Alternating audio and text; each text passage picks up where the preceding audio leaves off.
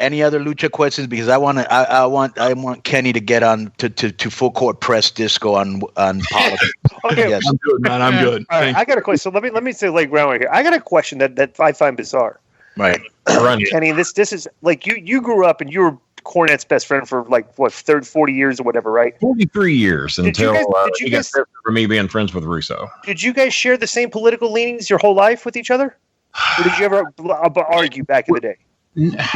We kind of shared the same political views. God, it just didn't get this deep until Trump got elected. Because social media, because we can argue about it every day. Yeah. It's like that. The growth of Trump and Trump tweeting all the time has just put all the attention on social media and just like that's what it is. Right? Yeah. So, but like, but I hardly ever tweeted when I was in high school. Very rarely. Right. So the thing I find fascinating about you and Jim, is that you share what would we call very strong conservative opinions about the professional wrestling business. Very liberal opinions when it comes to politics. Yeah. And it's an interesting paradox in philosophy. I figured because you guys are so good at arguing and having discussions and everything. We weren't bad at it. I think that you guys do that so you could literally argue with everybody. It does go pretty wide.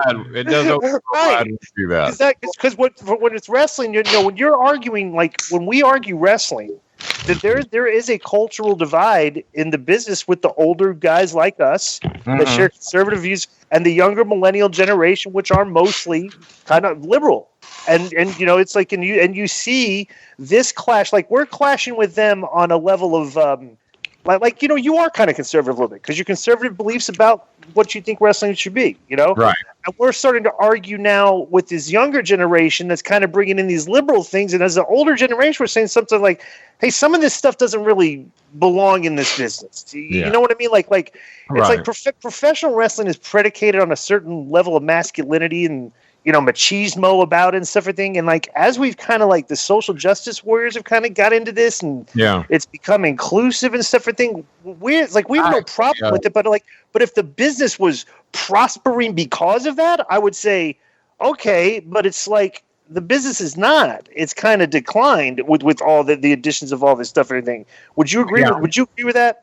Yeah, I believe I would. As a matter of fact, I declined to be on a show in Canada because I heard Joey Ryan was going to be on it, and I didn't want to be labeled on any show with him. Right. I just do not care. Now, I hear he's dropped that part of the gimmick that was offending some people, but I was pissed off that Jerry Lawler participated in it, and let me make sure I'm talking. Yeah, no, I was pissed off Jerry Lawler participated with it. Me and Cornette both got in this shit over that for actually putting that shit over. But Lawler's had a match with him, I think. Go ahead. I'm not. This is my opinion because I've wrestled Joey Ryan and I did the X-Pac. Okay. I didn't know that. Okay, but here's the thing. Here's the thing. Right. I can sit there and maintain a hardline stance on. I'm not going to participate in this stuff and everything. But right now, a lot of the indie wrestling shows. If you're not WWE, bro, there's intergender matches on the show. There's Joey Ryan's on the show. I mean, they're all over the place. If you're looking for work, it's like you can't really. You're right. It's like I'm not compromised. Like, okay, if guys going to pay, I'm asking for a lot of money when I work indies now. If somebody's going to pay me, okay, this is what I do for a living. I have the skills of a professional wrestler. You put me in the ring with somebody, I can figure it out and do whatever you want me to do. Right? I get paid. I go home.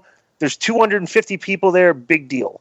You know what I'm saying? But it's like this new stuff that they're doing and then stuff like this. We're trying to bring it up to like the main level television. Like AEW is doing like some stuff now, the inclusive and stuff. They got the transgender woman just won the championship. And it's like on the main level. No, I didn't catch that. Did you know? Okay, so she just won the championship. So there's a big discussion. Well, that's good. Recently, that's good for business in general, I think, to be open to that. I mean, I was pissed off that it took so long to get a black world champion. That seemed to take for damn ever. And I can't understand why it was that big a deal.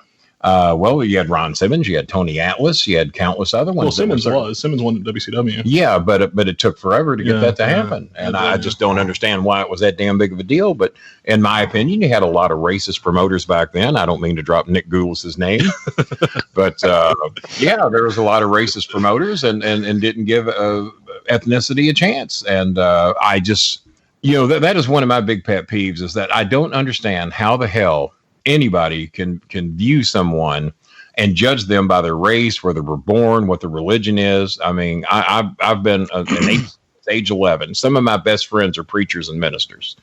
They don't push their stuff on me. I don't push my stuff on them. My opinion is do what you got to do to get through your day. And if extreme religion gets you through your day, that's cool. And if being an atheist like me gets you through it, then that's cool too. I actually have very few friends that are atheist. Most of my friends believe in something. I got a few atheist friends. Cornette was one. And you saw where that got me. So, let me ask you a question real quick, and I don't want to get into this long, long at all. But so you and Cornette still aren't talking? We haven't hardly spoke a word in about 3 years, all because he accidentally appeared on Vince Russo's show. He called me about 11 days after my mother died, checking in on me, saying how I was doing. I said, well, Jimmy, I'm doing a podcast right now. Can't really talk right now, but I'll be happy to call you back. He says, Kenny, how many lies have you told today? I said, well, not really any, but we'll talk about it later. Well, I've told a huge lie today. I said, well, that's great. I said, you can tell me all about it when I'm done with this show. Oh, it was a whopper. Okay, Jimmy, but I'm doing the show with Russo, and he's on my speakerphone. So Cornette is on Russo's show. And Russo's just sitting there salivating like, oh, my God, Cornette is on my show. And I never told Jimmy that he was on Russo's show. So me and Russo spent about another hour doing the show, and I am just going like, oh, God, I'm hanging my head. I'm sick because I know Jimmy's going to fucking freak when he finds out he was on Russo's show, and I'm going to have to tell him. Russo's going, Kenny. So why did they edit it out? Well, and Russo said, Kenny, if it's messing with you that bad, I'm not going to put Jimmy on the show. I will acknowledge that he was on, and I will acknowledge why you're feeling sick to your stomach and not even wanting to continue with the show. He said, is that okay? I said, yeah. I said, if you don't put Jimmy's voice on, I'd appreciate it. He said, that's a friend right there. I said, yeah. Well, I want you to know that when Jimmy found out that his voice was recorded on Russo's show, he lost his freaking mind, and we never spoke again. Just because it was recorded, even though it wasn't replayed, it was just even though it didn't air. It was recorded, but it did not air. Russo called me back 5 hours later. Oh, it didn't air. Russo said, man, I'm not going to put you through that. I'm not going to do that to you. I'm going to edit it out, but I'm going to leave your reactions in the show. I said, that's fine. I said, just as long as Jimmy's voice ain't on, I appreciate that. But Jimmy still never spoke to me. He was just pissed he was even on the show. And that I was still friends with Russo. He claimed he didn't know we were still friends. And I said, well, that's bullshit because I'm not. If I hated everybody you hate, I wouldn't have a goddamn friend in the world. So that was what led to that. And I still to this day would not end my friendship with Russo if it made me friends with Jimmy. That's just bullshit. It's 5-year-old bullshit stuff. Right, I won't participate in. Well, it's interesting you brought up Cornette's liberal political views because up until Obama, he had always leaned rather conservative. And even then, if you know him personally. And he still to this day lives like Donald Trump, or at least he thinks he does. Yeah, he won't help nobody. Well, here's the thing. To the wrestling fan base, he's Donald Trump. That's the funniest thing about it. It's like his opinion of Trump is the same thing as amazing. Like it's the opposite. Like to his perception to the fans, So it's crazy. Yeah. So continue. He's very. I don't want to say racist, but you said it. Yeah, I definitely said it. I didn't want to, but I certainly did. If you go back and you listen to his rants about Muslims and Islam and any religion in general, if you listen to what he says about most immigrant groups, he is not. I mean, aside from gay rights, which. You can wonder why he wants that. Well, no, he's even shit on those people. Yeah, oh yeah. Yeah, he's shit on transgenders. He's shit, made gay negative remarks on that. That's how he got kicked off a couple of his shows. That's right, because he said something about the one about the person there's from things AEW. We know that makes you wonder why he feels that way. I was trying to not bring those up, but I feel like well, we did. Yeah, we did, didn't we? Did. The interview with Star Maker Kenny Bolin and his son Chris will continue on next week's episode of Keeping It 100 with Conan.